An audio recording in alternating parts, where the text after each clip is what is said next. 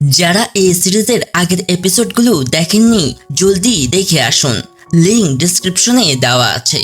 গল্পের শুরুতে আমরা দেখি গিলো বন্দুক তাক করে রেনের দিকে গুলি চালাতে যাচ্ছিল, কিন্তু হঠাৎ পুরো ঘর অন্ধকার হয়ে যায়। বিদ্যুৎ চলে যাওয়ার সঙ্গে সঙ্গেই দরজা ভেঙে ঢুকে ডংমিন। এক লাথিতে সে গিলোকে মাটিতে ফেলে দেয়। রেন ও হেজি আতঙ্কে তাকিয়ে থাকে। মুহূর্তে শুরু হয় ভয়ঙ্কর মারামারি।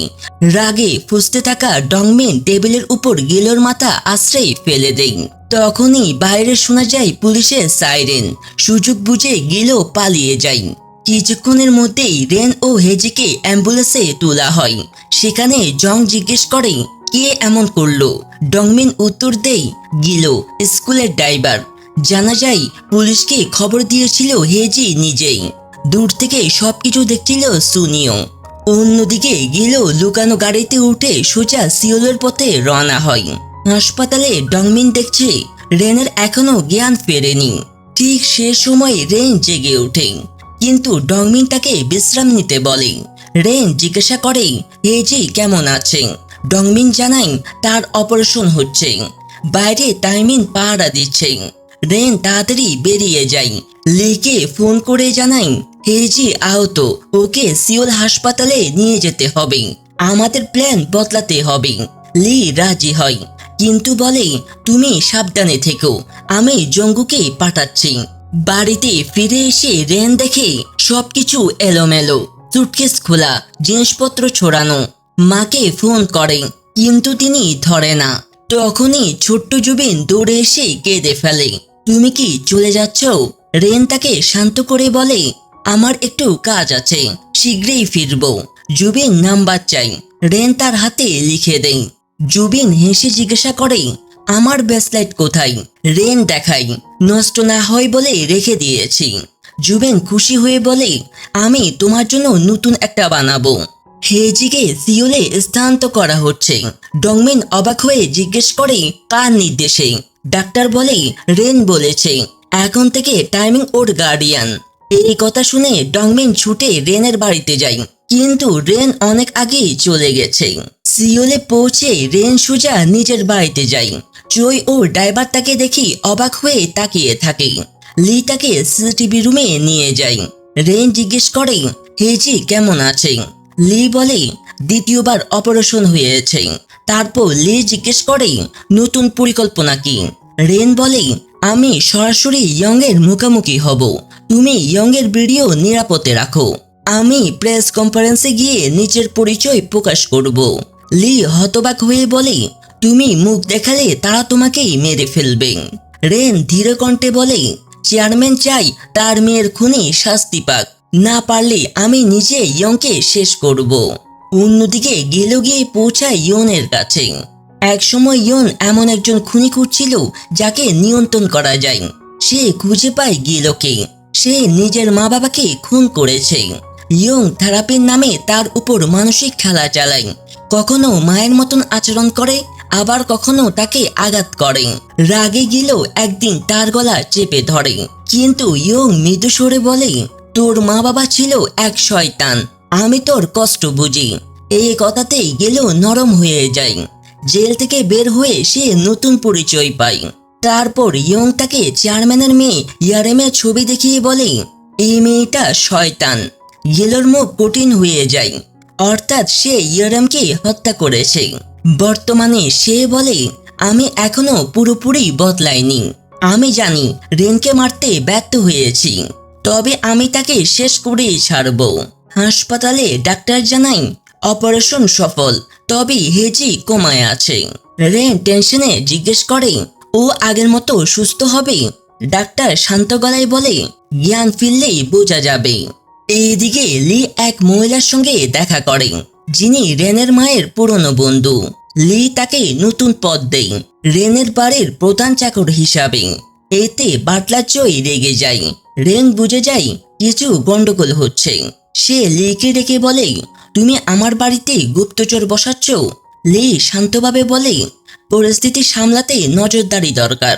তুমি তো এখন এই বাড়ির প্রধান, তোমার সেফটির জন্য তাকে এখানেই থাকতেই হবে। আমি কারোর উপর বিশ্বাস করতেই পারি না। অবশেষে রেন সবার সামনে মুখ দেখায়। সাংবাদিকের সামনে দাঁড়িয়ে সে বলে, আমি এখানে দাঁড়িয়েছি দুই ভাই বোনের অন্যায় ও ক্ষমতার অপব্যবহার রোধ করতে। চেয়ারম্যানের শেয়ার হোল্ডার মিটিংয়ে সব প্রকাশ হবে। সাংবাদিক জিজ্ঞেস করে, তুমি কি চেয়ারম্যানকে ভালোবেসে বিয়ে করেছো? রেন চিন্তা করে বলে, হ্যাঁ, ভালোবেসে। টিভিতে মুসাং গ্রামের মানুষরা বুসেমিকে দেখে অবাক হয়ে যায়। লি সোশ্যাল মিডিয়া দেখে খুশি, সবাই রেনের প্রশংসা করছে। ঠিক সে সময় ইয়ং ফাউন্ডেশনে ইভেন্টে যাচ্ছিল। লিফটে হঠাৎ এক অচেনা লোক ঢোকে। লিফট থামতেই লোকটি ছুরি বের করে ইয়ং এর উপর হামলা করেন। রক্তে ভেসে যায় মেঝে, আর সাথে সাথে খবর ছড়িয়ে পড়ে সারা দেশে। এইদিকে মুসাংয়ের সবাই জানতে পারে বুসেমি আসলে মৃত চেয়ারম্যানের স্ত্রী। সবাই হতবাক। ডংমিনকে জিজ্ঞাসাবাদ করা হলে সে এড়িয়ে নতুন টিচারকে আনতে যায়। পুলিশ ডংমিনকে জানায় গিলোর কেস বন্ধ করা হয়েছে। কিন্তু ডংমিন গিলোর বাড়িতে একটা ছবি দেখে চমকে ওঠে। সেখানে মনে হয় রেনকে আগুনে পোড়ানো হচ্ছে। অন্যদিকে কিম নামের হত্যাকারী পুলিশের কাছে আত্মসমর্পণ করে, বলে, আমি এই কাজটা করেছি রেনের নির্দেশে। এতে রেন বিপদে পড়ে। লি রেগে যায়, ওরা তোমাকে ফাঁসাতে জাল প্রমাণ তৈরি করেছে। রেন বলে, প্রমাণ করো এটা মিথ্যা। রাগে লি বলে, সবকিছু সামলাচ্ছি আমি, আর তুমি বারবার ভুল করছো। তুমি অবশ্যই জানো কাজটা কে করিয়েছে। এই বলে লি চলে যায়। পরের দিন নাস্তার টেবিলে নতুন শিক্ষক রেনকে নিয়ে বাজে কথা বলেন। জুবিন রেগে যায়, ডংমিনও উঠে চলে যায়। তারপর টাইমিং বলে, আমি হেজের পাশে থাকবো। সে কাঁদতে কাঁদতে বলে, আমার আর কেউ নেই, ওই আমার সব। ডংমিন চুপ করে থাকে। টাইমিং বলে, তুমি এখনো রেনকে ভালোবাসো? ডংমিন মৃদু হেসে বলে, সে এখন শক্তিশালী, আমি শুধু বোঝা হব। টাইমিং বলে, কারোর পাশে থাকলে তাকে আরো বেশি শক্তি দেই। তারপর ডংমিন মনে পড়ে কতবার সে রেনকে কাঁদতে দেখেছে। সে টাইমিনকে হাসপাতালে পৌঁছে দেয়। সেখানে হেজের মনিটরের শব্দ হঠাৎ বেড়ে যায়। ডাক্তাররা ছুটে আসে। টাইমিন কাঁদতে কাঁদতে প্রার্থনা করে। ঠিক তখনই রেন হাসপাতালে আসে। দেখে বাইরে ডংমিন দাঁড়িয়ে আছে। দুইজনই একসঙ্গে ভিতরে যায়। ডাক্তার জানায় হেজি ক্রিটিক্যাল পিরিয়ড পার করছে। রেন তার কানে ফিসফিস করে বলে, উঠে পড়, আমি দুঃখিত যে তোর উপর সন্দেহ করেছি। এইদিকে জঙ্গো ইয়ং এর সাথে হাত মিলিয়ে লিকে ফাঁসায়। ইয়ং হুমকি দেয়, রেন যদি একা লড়তে চাই কেউ তাকে সাহায্য করবে না। লি বাধ্য হয় চুপ থাকতে, কারণ তার পরিবার ইয়ং এর হাতে। বাড়ি ফিরে রেন বলে, ধন্যবাদ ডংমিন। কিন্তু ডংমিন থামিয়ে দেয়, আমার কিছু বলার আছে। রেন বলে, পরে বলো। সে মৃদু স্বরে বলে, আমি তোমাকে মিস করি, এখনো তোমার চিন্তা করি। রেন চোখ নামিয়ে বলে, আমি এখন আর বুসেমি নই, আমি রেন। ডংমিন বলে, মুসাংয়ের বুসেমি ছিল দুর্বল, কিন্তু হৃদয় উষ্ণ, আমি এখনো তাকে ভালোবাসি। রেন শান্ত গলায় বলে, আমি তোমাকে এতটা ভালোবাসি না যে তোমার জন্য নিজের স্বপ্নকে ছেড়ে দিব। সব শেষ হলে আমি চলে যাব, আর এ দেশে ফিরবো না। সে ফিরে যায় নিজের ঘরে, আর ডংমিন দাঁড়িয়ে থাকে বাইরে। ঠিক তখনই সেখানে হাজির হয় সুজং। সে সোজা গিয়ে রেনের ঘরে ঢুকে টেবিলের উপর এক গ্লাস পানি রেখে বলে, তুমি একটু শান্ত হও। রেন চুপচাপ বসে আছে, চোখে কান্না। সুজং মনে করে মুসাং থেকে ফেরার পর রেন অনেক বদলে গেছে। সে জিজ্ঞাসা করে, তুমি কি সত্যি ওকে ভালোবাসো? রেনের চোখে পানি, আর বলে, আমার তাকে পছন্দ করা ঠিক না। সুজং জিজ্ঞাসা করে, কেন? রেন মৃদু কণ্ঠে বলে, কারণ সে খুব ভালো মানুষ, আমি তার মতো নই। এইদিকে ডংমিন হাসপাতালে যায় টাইমিংয়ের সঙ্গে দেখা করতে। টাইমিং হেসে জিজ্ঞাসা করে, তুমি কি বুসেমিকে দেখতে এসেছো? ডংমিন চুপ করে থাকে, চোখে ভেসে ওঠে রেনের মুখ। টাইমিং আবার বলে, সে কেমন আছে? ডংমিন গভীরভাবে বলে, সে ভেতর থেকে ভেঙে যাচ্ছে, কিন্তু মুখে কিছুই বোঝায় না। অন্যদের কষ্ট না দিয়ে সব নিজেই সহ্য করে। টাইমিং হেসে বলে, তাহলে সে তোমাকে ফিরিয়ে দিয়েছে? ডংমিন মাথা নিচু করে বলে, আমি তার জন্য কিছুই করতে পারি না, তবে তার পাশে থাকা এটুকুই আমার ভালোবাসা। পরের দিন সকাল, রেন সাজগোজ করে বের হতে যাচ্ছে। এমন সময় দরজার বেল বাজে। দরজা খুলতেই পুলিশ। তারা ঠান্ডা গলায় বলে, ইয়ংয়ের হত্যা চেষ্টার অভিযোগে আপনাকে গ্রেপ্তার করা হচ্ছে। রেন একটু প্রতিবাদ করে না, শান্তভাবে তাদের সঙ্গে চলে যায়। বাইরে দাঁড়িয়ে সুজং বারবার লিকে ফোন করেন, কিন্তু সংযোগ পাওয়া যায় না। অন্যদিকে ইয়ংয়ের সেক্রেটারি বলে, রেন এখন একা, লি নেই, খেলা শেষ। ইয়ং কেবল হাসে। আগামী সপ্তাহে বোর্ড মিটিং ঠিক করো। পুলিশ স্টেশনে রেনকে ঘিরে ধরে সাংবাদিকরা। তাদের প্রশ্নে পরিবেশ উত্তপ্ত হয়ে ওঠে। এদিকে লি বন্দি অবস্থায় জংয়ের হাত থেকে পালানোর চেষ্টা করে। বাঁধন খোলার পর সে এক কাঁচি দিয়ে পা মুক্ত করে। তারপর সিন্দুক খুলে নিজের ফোন উদ্ধার করে। ফোনে সুজংয়ের মেসেজ, রেনকে পুলিশ নিয়ে গেছে, আপনি কোথায়? লি চোখ বন্ধ করে গভীর শ্বাস নেই। তারপর অস্ত্র হাতে নিয়ে জংয়ের লোকদের মোকাবেলা করার প্রস্তুত হয়, কিন্তু সুযোগ বুঝে জানালা দিয়ে নিচে নিজের গাড়ির দিকে সাহস করে লাফ দেন। আহত হলেও পালাতে সক্ষম হয়। অন্যদিকে পুলিশ স্টেশনে রেন নিজের বাবা কিমকে দেখে থমকে যায়। পুরনো স্মৃতি যেন বুকের ভেতর দগদগের ক্ষতের মতো জেগে ওঠে। সে টয়লেটে যাওয়ার অজুহাতে কিছু সময় নেই। ডিটেকটিভ তাকে জেরা করে, তুমি একসাথে কোটি টাকা ট্রান্সফার করেছো, এটা কি সত্যি? রেন শান্ত কণ্ঠে বলে, ওটা আমার মা করেছে, তার কাছে আমার আইডি ছিল। ডিটেকটিভ বিশ্বাস করে না। রেন কিমের সঙ্গে দেখা করতে চাই। কিম তখন নাটকীয়ভাবে বলে, রেন আমাকে ইয়ংকে মারতে বলেছিল, কিন্তু রেন প্রমাণ দেখায় একটা রেকর্ডিং। সেখানে শোনা যাচ্ছে ইয়ং কিমকে নির্দেশ দিচ্ছে নিজেকে হত্যা করার, যাতে শব্দ রেনের উপর যায়। সবাই হতভম্ব। প্রমাণের জোরে রেন সামরিক মুক্তি পায়। সে বাবাকে দেখে কঠিন কণ্ঠে বলে, তুমি যা করেছো তার শাস্তি তোমাকে পেতেই হবে। খবরটা শুনে ইয়ং রেগে যায় আর বলে, মেয়েটি অনেক চালাক। সাংবাদিক সঞ্জে রেনের সামনে মাইক্রোফোন ধরে জিজ্ঞাসা করে, এই ষড়যন্ত্রের পেছনে কে? রেন বলে, যদি জানতাম আমি কি আজ এখানে থাকতাম। ঠিক তখনই লি এসে রেনকে গাড়িতে তুলে নেয়। রেন জিজ্ঞাসা করে, মা কোথায়? লি জানায় সে এখন ফিলিপাইনে পালিয়ে গেছে। রেন চুপ থাকে, কিন্তু লি বলে, তুমি জানো আমি কেমন অবস্থায় বেঁচে আছি? রেন তাকে থামিয়ে বলে, তুমি আমাকে বাঁচিয়েছো, সেটাই যথেষ্ট।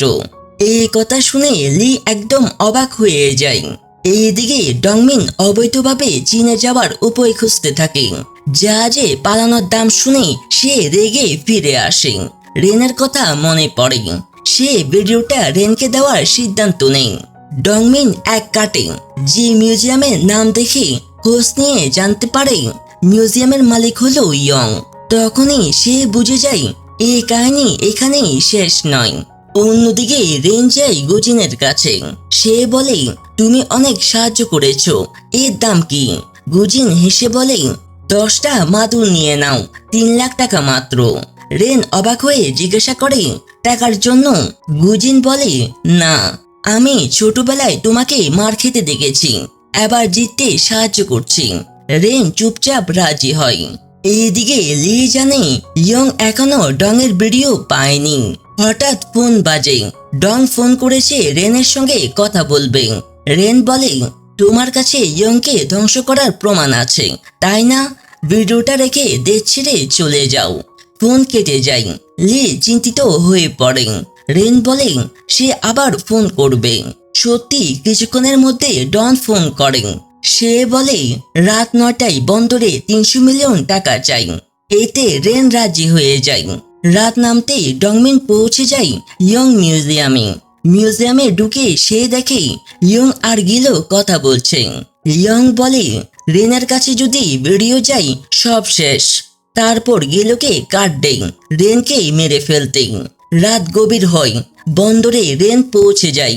লি তাকে সতর্ক করে, ওখানে কোনো সিসিটিভি নেই, সাবধান। রেন এগিয়ে যায়, হাতে ব্যাগ ভর্তি টাকা। ডং সামনে এসে বলে, আগে টাকা দেখাও। রেন ঠান্ডা কণ্ঠে বলে, আগে প্রমাণ। ডং রেগে ওঠে। তখনই পিছন থেকে গুলির শব্দ। গিলো এসে হাজির হয়। রেন গাড়ির আড়ালে লুকিয়ে পড়ে। গিলো রাগে প্যান্টাপটা ভেঙে ফেলে। রেনের দিকে বন্দুক তুলে, কিন্তু রেন পেছন থেকে গুলি চালায়। গোলাগুলিতে আতঙ্ক ছড়িয়ে পড়ে। ঠিক তখনই ডংমিন আর লি ঘটনাস্থলে পৌঁছায়। গিলো রেনকে ধরে রাখে, কিন্তু রেন তাকে ধাক্কা দিয়ে পিস্তল তাক করে। গিলো হাসে আর বলে, তোর সাহস আছে আমার উপর গুলি চালানোর? রেন রাগের মাথায় গুলি চালায়। গিলো মাটিতে লুটিয়ে পড়ে। নিজের হাতে শেষ হয় তার জীবন। ডংমিন ছুটে আসে। রেন বলে, তুমি এখানে কেন? ডংমিন উত্তর দেয়, গিলোকে অনুসরণ করছিলাম। লি আসে। তিনজনেই স্তব্ধ হয়ে যায়।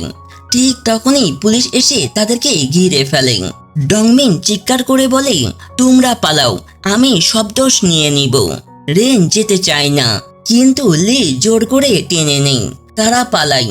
ডংমিন ধরা পড়ে। ইয়ং খবর পেয়ে হাসে। তার মনে হয় রেন ধরা পড়েছে, কিন্তু যখন জানতে পারে ডংমিন নিজের দোষ স্বীকার করেছে, এতে তার মাথা আরো খারাপ হয়ে যায়। বাড়ি ফিরে লি রেনকে সতর্ক করে, পরিস্থিতি ভয়াবহ। ইয়ং এখন আমাদেরকে শেষ করে দেওয়ার চেষ্টা করবে। ইয়ং ফোনে হুমকি দেয়, ডংমিনকে আমি তোমার সামনেই শেষ করে দিব। রেন এই কথা শুনে পৌঁছে যায় ইয়ং এর মিউজিয়ামে। পিস্তল তাক করে জিজ্ঞাসা করে, তুমি আসলে কি চাও? ইয়ং ঠান্ডা হাসিতে বলে, যদি খবর প্রকাশ করতে না চাও তাহলে তোমাকে মরতে হবে। জুবিন যখন জানতে পারবে তার বাবা একজন খুনি, তখন কি হবে? ডংকে আমি মেরেছি, কারণ চেয়ারম্যানের সম্পত্তি আমার চাই। রেন রাগে ছাদের দিকে গুলি ছোড়ে। ইয়াং আরো জোরে হাসে। তুমি তোমার মাকে হারাবে, প্রেমিককে হারাবে, তারপর নিজেকেও হারাবে। রেন ফিরে আসে ভেঙে পড়া মন নিয়ে। ডংমিনের কথা মনে করে চোখে জল আসে।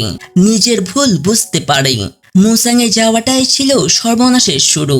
সে পিস্তল হাতে নেই, ধীরে ধীরে কপালের কাছে তুলে। ঠিক তখন দরজা খুলে যায়।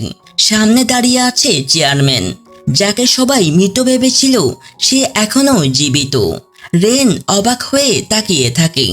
সবকিছু এক মুহূর্তের জন্য ঘুরে যায়। এইখানেই পঞ্চম পর্বটি শেষ হয়।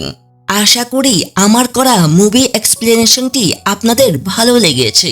যদি ভালো লেগে থাকে তাহলে একটা লাইক করবেন।